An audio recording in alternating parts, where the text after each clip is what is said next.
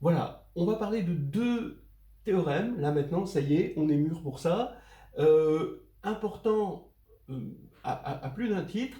D'abord, vous pouvez placer ces théorèmes, et c'est pas mal quand même de placer ces théorèmes dans une leçon sur les sous-espaces stables. Il y en a une, elle est difficile. Et cela, faut les connaître un petit peu.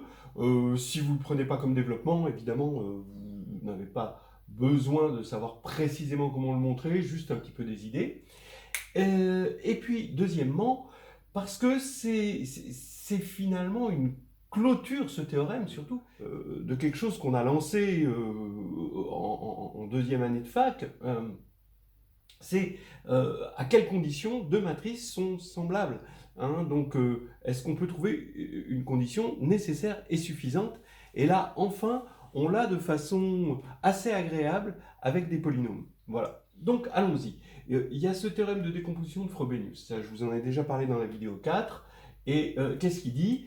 Donc, on part de, pour les deux théorèmes, on part de E, hein, un espace vectoriel de dimension finie, muni d'un endomorphisme, sur un corps K. Hein.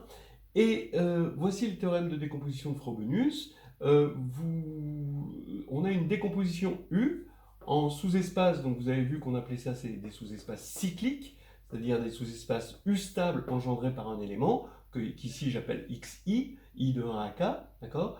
Et ça se décompose en somme directe de ça. Maintenant, on regarde le polynôme minimum local en XI, mu, le polynôme local de U en XI, c'est FI.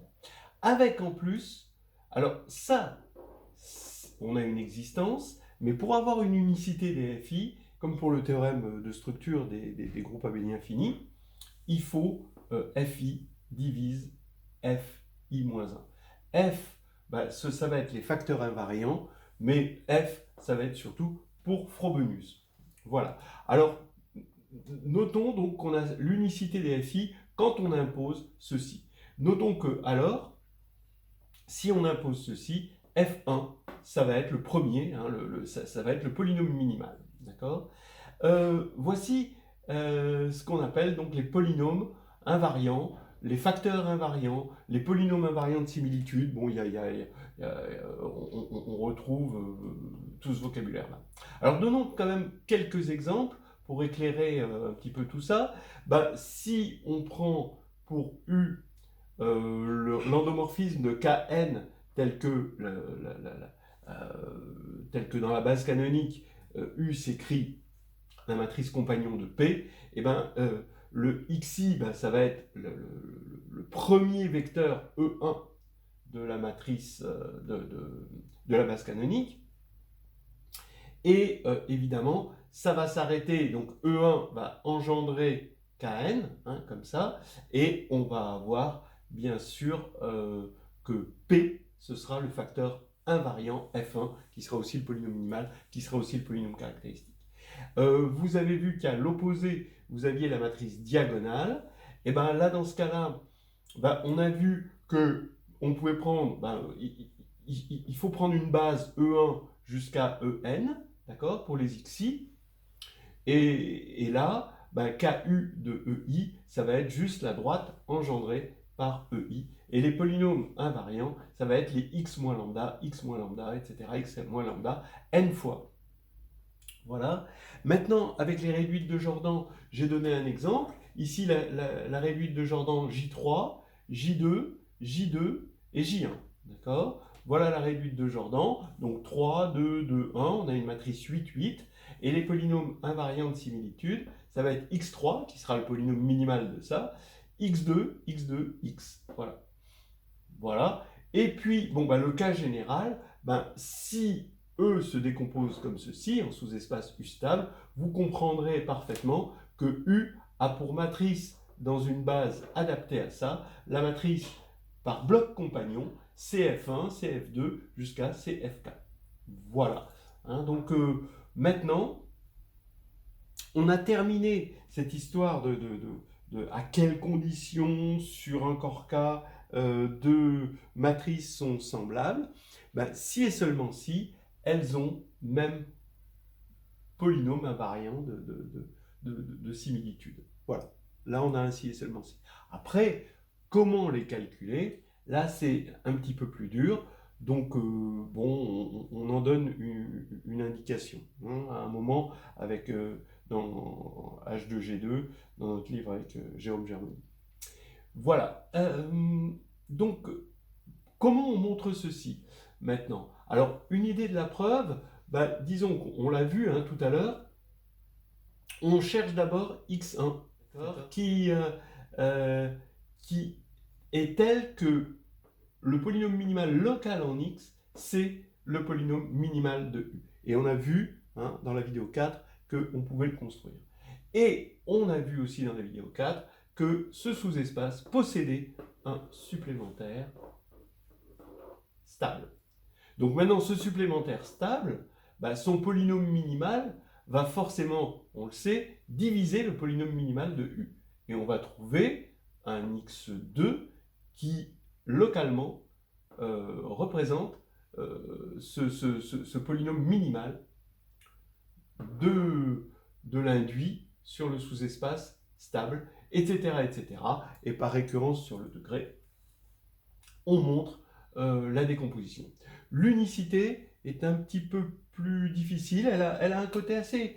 bon, on donne une preuve à un moment avec, dans le livre avec Jérôme Germoni, dans Nouvelles histoires hédonistes de groupe et de géométrie, on donne une preuve, bon, elle est pas technique, parce qu'il y a une preuve technique, et une preuve, on va dire, illuminante. On a choisi la preuve illuminante, bon, mais des fois, voilà, elle peut être illuminante, mais... Seulement on a dû arrêter la fabrication, il y a des clients qui devenaient aveugles. Alors ça faisait des histoires. Alors, l'unicité vient du fait qu'on peut caractériser FI avec des formes alternées. C'est-à-dire que ça va être l'annulateur de toutes les formes I alternées de E dans E. Voilà, bon, c'est joli, dit comme ça. Et il y a une preuve technique qu'on n'a pas donnée dans le livre et qu'on peut trouver dans d'autres ouvrages, qui est plus difficile à raconter comme ça en 2-3 mots. Mais bon, que je conseille aussi si vous voulez voir ça. Alors maintenant, j'avais dit au tout début qu'il y avait deux questions, question 1, question 2. La question 1, c'était la question d'existence de sous-espaces stables, comment on les trouve, et c'était lié au polynôme caractéristique. La question 2, c'est quand on a un sous-espace stable, est-ce qu'il existe un supplémentaire stable, comme ici? Et là, c'est lié au polynôme minimal. Donc ça, j'avais dit ça. Là, voilà le critère, ce qu'on appelle le critère de semi-simplicité, qui résume un petit peu ce dont je voulais parler. Alors, les conditions suivantes sont équivalentes. 1, E est somme directe, indice I, de EI, avec EI des sous-espaces stables, et attention, simple. D'accord? Voilà. Par exemple, lui, c'est simple, parce que x moins lambda, c'est simple. Ça, E1, il va engendrer un sous-espace stable. Là, ici, si P est irréductible, et si seulement si, hein, on le sait, si P est irréductible, ça, c'est simple. Voilà. Donc ça, c'est ce qu'on appelle la semi-simplicité. Donc vous comprenez l'étymologie, hein. Vous avez de la simplicité, mais vous en avez plusieurs, c'est semi-simple. Voilà. Qu'est-ce qui n'est pas simple? Par exemple, ça, d'accord? Vous avez le polynôme caractéristique de cette matrice, c'est x3, ce sera pas simple, hein, d'accord? Voilà. 2, mu se décompose en irréductible sur K sans multiplicité. Voilà, hein, d'accord? Donc vous voyez que ici, c'est pas simple parce que mu, il a une multiplicité. En revanche, ça c'est semi-simple, hein, d'accord? Donc ça va être semi-simple. Ça, ça c'est semi-simple. Si et seulement si, P se décompose, parce que P c'est le polynôme minimal, se décompose sans multiplicité, en irréductible. Voilà. Et 3, tout sous-espace U stable possède un supplémentaire stable. Donc ça, c'est ce que j'avais annoncé. Donc tout ça, c'est lié. C'est ce qu'on appelle un endomorphisme semi-simple. Et on voit que ces choses géométriques, là et là, se traduisent en une propriété sur des polynômes. Et là, c'est le polynôme minimal qui porte tout. Vous voyez qu'il n'est pas censé tout porter, puisque y a plein de polynômes qui sont responsables un petit peu de la classe de similitude de U, mais là, c'est le polynôme minimal qui porte tout. Mais vous allez me dire, les autres polynômes, étant donné qu'ils le divisent, ben, ils vont aussi se décomposer en irréductible sans multiplicité, forcément. Voilà, alors il faut faire attention, parce que maintenant, on a une intuition fausse à cause des corps que l'on utilise généralement, qui sont les corps parfaits, c'est-à-dire soit on utilise un corps de caractéristique 0, hein, soit on utilise un corps fini. Mais il y a des corps non parfaits,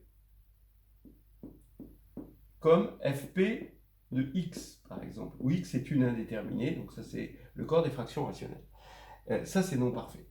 Et en fait, sur ces corps non parfaits, il y a quelque chose de contre-intuitif. C'est-à-dire qu'on peut, sur un corps non parfait, se décomposer sans multiplicité, et même être irréductible. Donc être irréductible, il n'y a pas plus sans multiplicité, vous voyez. Et pourtant, quand on se plonge dans un corps algébriquement clos, ou quand on se plonge dans le corps de décomposition du polynôme, il apparaît des multiplicités. Ça, c'est le problème de séparabilité, hein, que même Galois n'avait pas vu, qui a été vu bien après, quand on a refondé la théorie de Galois. Hein.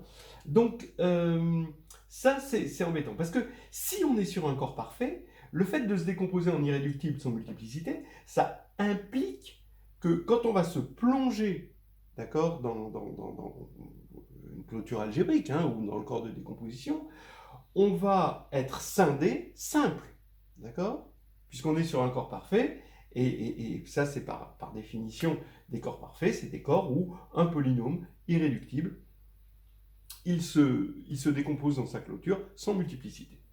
Et donc on n'aura pas de multiplicité ici. Et donc, on sait que si mu est scindé simple, alors c'est diagonalisable. Donc on a sur un corps parfait, la semi-simplicité, ça revient, d'accord, à diagonalisable, mais sur une clôture algébrique, on va dire. Donc ça, c'est sur un corps parfait, mais pas sur un corps non parfait. Voilà, on a dit à peu près tout. Hein. Et ensuite, on va passer, si ça vous intéresse, à une preuve rapide du critère de semi-simplicité. Donc, voilà une preuve du critère de semi-simplicité. Donc, alors, on a dit E est un espace muni d'un endomorphisme sur K, sur un corps K. Alors, les conditions suivantes sont équivalentes. Vous avez E qui se décompose en simple, U stable, donc U, d'accord, simple, ce qui veut dire qu'il n'y a pas de sous-espace stable de EI qui soit non trivial. Mu U est un produit d'irréductible, sans multiplicité. D'accord, donc les pays ici sont distincts. Et tout sous-espace vectoriel stable possède un supplémentaire stable. Voilà, tout ça, c'est équivalent. Alors, regardons quelque chose d'assez simple. 1 entraîne 2. Effectivement, ici, on sait que le polynôme minimal, comme EI est simple, son polynôme caractéristique est irréductible. Donc son polynôme minimal qui divise le polynôme caractéristique, bah, c'est aussi le polynôme irréductible, qui est caractéristique. Donc ce qui fait que son polynôme minimal, il est irréductible. Et le polynôme minimal, évidemment, de la somme directe, ça va être le minimal qui est multiple de tous ces polynômes-là. Donc c'est le PPCM des induits, hein, sur les EI, qui sont irréductibles. Et le PPCM d'irréductible sans multiplicité, ben, c'est un produit d'irréductible sans multiplicité. Voilà. Donc 1 entraîne 2. 2 entraîne 1. C'est un peu plus retors, mais pas trop compliqué. Mais quand même, on va utiliser... voilà, on peut utiliser la décomposition de Frobenius. On suppose que mu est un produit d'irréductible ici, sans multiplicité, et on va prendre la décomposition de Frobenius ici, d'accord? Et on va regarder l'induit de U là-dessus, et le polynôme minimal, c'est le polynôme mu U. Et les autres, ça divise. Donc c'est pareil, comme ça divise, ben, il ne va pas y avoir de multiplicité non plus. D'accord? Ce qui veut dire que tous ces espaces sont des espaces, d'accord, qui sont cycliques, bien sûr, et comme ils sont cycliques, ils sont tels que le polynôme caractéristique sur ces espaces est égal au polynôme minimal sur ces espaces qui n'a pas de multiplicité dans sa décomposition. Voilà. Donc maintenant, je peux regarder le lemme des noyaux. E, je le décompose en ker donc c'est ker de mu u de u, c'est ker de 0, E, c'est ker de mu u de u, donc c'est la somme des kers de pi de u. Donc mes sous-espaces caractéristiques ici, ils sont là, c'est les ki, et on sait dans ce cas-là que les polynômes caractéristiques de l'induit à ki, c'est pi, d'accord, qui est irréductible. Donc ce qui fait que comme le polynôme caractéristique c'est pi dans cet induit, bah, le ki il est simple. Donc ça y est, on a décomposé E en simple. Alors d'accord, hein, si on doit regarder, donc on prend ça, ça va se décomposer, donc chaque sous-espace de la décomposition de Frobenius, lui, est cyclique, donc on a ça, et donc chaque ki de la décomposition du lemme des noyaux de ça est simple. Voilà, et donc finalement, E est somme directe de simple, ça y est, c'est fait. Maintenant, 3 implique 1. Donc on suppose 3. Donc tout sous-espace vectoriel stable possède un supplémentaire stable. Alors si c'est vrai, bah, vous faites une récurrence sur la dimension de E, vous prenez un sous-espace vectoriel stable minimal non nul, d'accord? Donc finalement, il va être simple. Et comme il est simple et qu'il possède un supplémentaire stable par 3, eh ben, vous allez prendre un supplémentaire, vous allez appliquer la récurrence sur la dimension du supplémentaire et vous allez avoir une décomposition en simple. Voilà. Donc ça, c'est assez clair, 3 implique 1. 1 implique 3, c'est un peu plus difficile. Donc ici, on suppose 1 et on va prendre f, un sous-espace stable. Et on veut montrer que f possède un supplémentaire stable. Alors maintenant, je prends x qui n'est pas dans f. D'accord? Donc a priori, f, c'est pas E, évidemment. X n'étant pas dans f, et je regarde f' égale et je prends pour f' le sous-espace U stable engendré par x. D'accord? J'ai un induit, puisque f' est stable, UF'. Bah, UF', évidemment, va vérifier le polynôme minimal de UF', va diviser le polynôme minimal de U, puisque c'est un induit, et donc il va vérifier 2. C'est-à-dire que, comme il va diviser ici, il va être produit d'irréductible sans multiplicité. Comme il vérifie 2, d'après ce qu'on a vu tout à l'heure, il vérifie 1. Donc ça veut dire que f' va être semi-simple, c'est-à-dire va se décomposer en somme de simples stables par U. D'accord? Donc f', je l'écris comme somme directe de f'I, et ce sont des simples stables par U. Maintenant, ce x qui est dans f', je le décompose dans les f'I. Donc ça fait une somme des xi. Voilà, avec les xi dans f'I. Bon. Supposons que quel que soit i, xi est dans f. Bah, dans ce cas-là, x serait dans f. Donc c'est pas possible. Donc il existe un i tel que xi n'appartient pas à f. D'accord. Mais maintenant, quand on va regarder KU, donc le sous-espace stable engendré par xi inter f, d'après ce qu'on a vu, lui, alors xi, il est dans f'I, d'accord? Donc f'I, il est simple. Donc ce sous-espace, d'accord? Ce sous-espace, il est non nul, évidemment, puisque xi est non nul, puisqu'il n'est pas dans f. Donc ça, c'est forcément par simplicité, c'est f'I. Donc f'I inter f, mais qu'est-ce que c'est? Bah, par simplicité, ça, c'est un sous-espace stable, d'accord? Puisque c'est l'intersection de deux sous-espaces U stables. Mais c'est différent de f. D'accord? Parce que si c'était égal à f, ça contiendrait xi, or xi n'est pas dans f. Donc, c'est nul. D'accord? Donc, on a trouvé un sous-espace stable, U stable, d'accord, dont l'intersection est nulle avec f. Donc maintenant, on n'a plus qu'à regarder f plus KU, ou carrément on sait que c'est f, f'I, d'accord? Et là maintenant, on a un sous-espace sur lequel on applique une récurrence ascendante qui, lui, va avoir un sous-espace stable. Voilà. Donc là, c'est terminé.